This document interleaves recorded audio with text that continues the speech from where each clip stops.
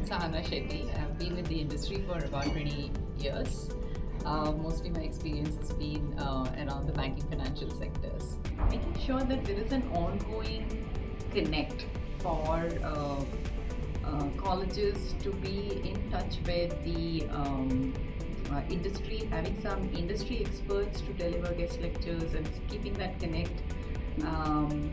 Having some experiential based learning so that there is a lot of hands-on or some kind of a platform created for a hands-on experience. And I quite like that point of teach the teacher or getting them as well ready, because things especially in the tech landscape is changing so fast. So the existing teachers and the professors, maybe there's some work out there for all.